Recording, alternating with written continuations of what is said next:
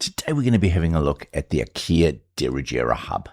I'm going to try and tell you who I think this is for, perhaps who it might not be for, and we're going to look at some of the features on this device and some of the limitations. Now, just to be upfront, IKEA did not supply this product to me. I paid for it with my own money. So before we unbox the product, let's talk about what it actually is.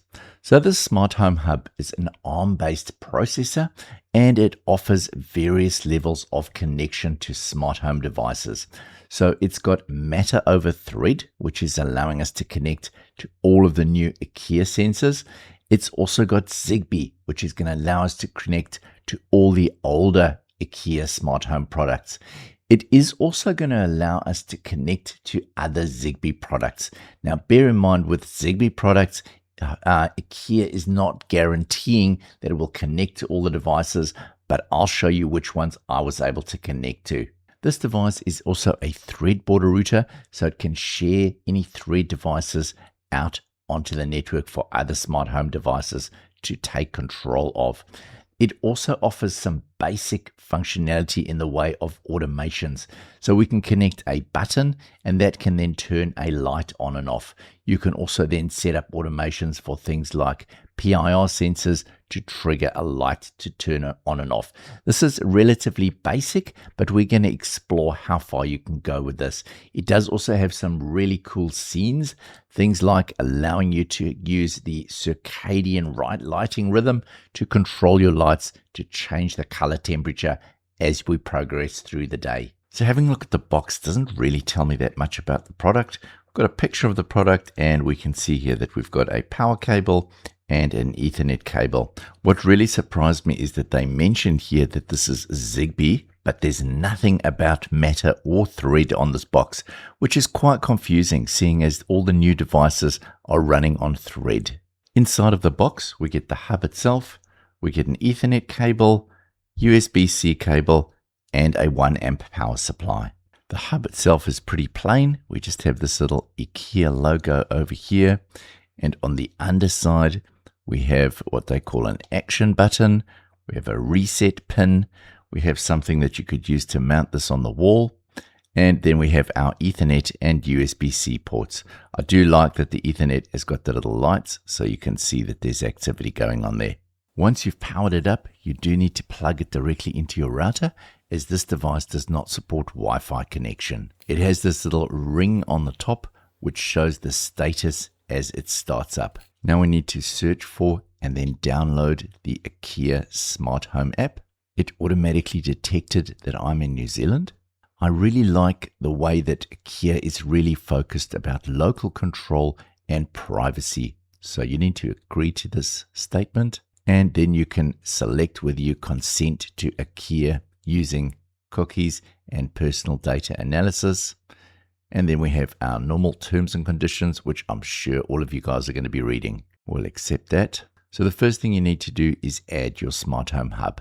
We'll press the Add Home Now button. So your phone does need to be connected to the same Wi-Fi network as what the device is plugged into. So it explains to you how to connect the device, and then that you need to wait for the ring light to make its full circle. I'm really impressed with the step-by-step process that makes it so easy for people new to smart home to connect this device. Once the hub is ready, the ring light will start pulsing. It's now asking for permission to search for local devices. We'll allow that. First of all, it didn't seem to find my hub, so I pressed the Try Again button. What I found was I needed to press the action button on the underside of the hub and then it connected.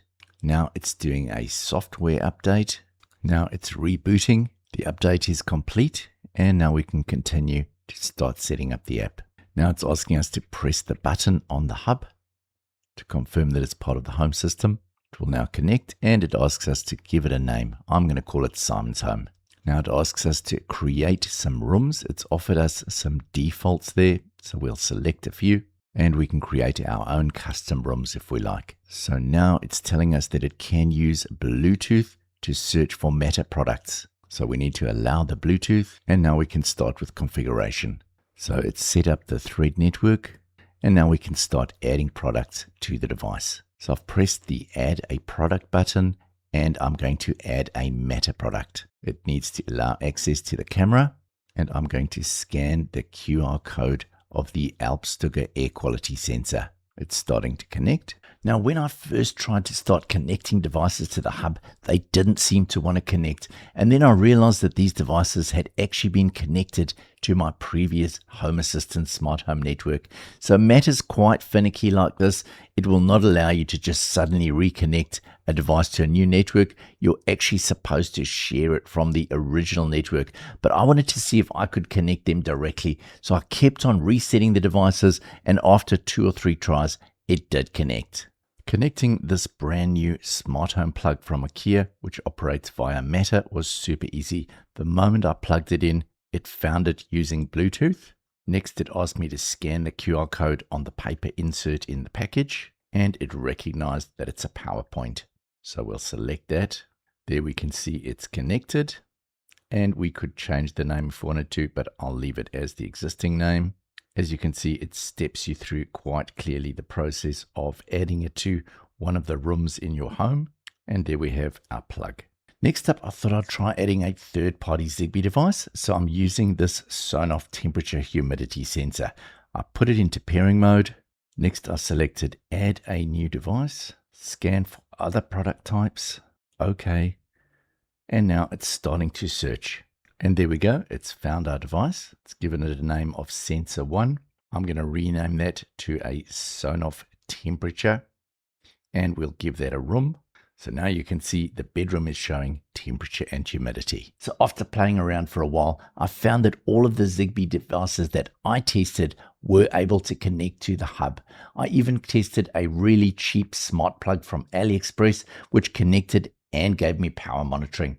When I tried to add my Zigbee weather station, however, it would only pull through temperature and humidity.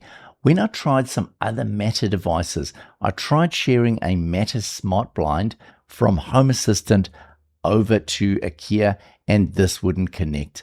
I also tried connecting a Matter over Wi-Fi device, and this wouldn't work either. When I tried adding this Zigbee button, the first really cool thing happened. We'll put it into pairing mode by pressing 4 times, add a device, add a product, search for a product, and this is a remote. It's a Rodrit. Continue. Next, check that the light is blinking and busy looking. There we go. It's found the product, and we give it a remote. Remote number 2. We'll just leave it as that for now. Continue. I'm going to put this in the bedroom. Now, what's really cool is it's picked up that I have a Hue bulb running in the bedroom. So I'm going to say, yes, I want to connect it to that bulb. Now you can see I can turn the bulb on and off again using the switch. So this is an automation that it's set up automatically for us in the background. So this also works with the motion sensor as well as door and window sensors. So if you look at this door and window sensor, it'll show you there that what we can do is we can do certain things when the door opens or closes. So if we go into one of these automations, you'll see it's got a couple of options. So it's got a notify me. So that would advise you if the door is opened or closes. We can also send a reminder. So if, for example, a door was left open for a certain time and we can select various times, it can then do something. We could even create a notification via doing something with the lights. Another option is to create some sort of a notification if you've got one of the IKEA speakers. Unfortunately, I didn't have a speaker on hand to try this out. Unfortunately, these automations don't seem to allow for automations based on changes to things like temperature and humidity or plant moisture.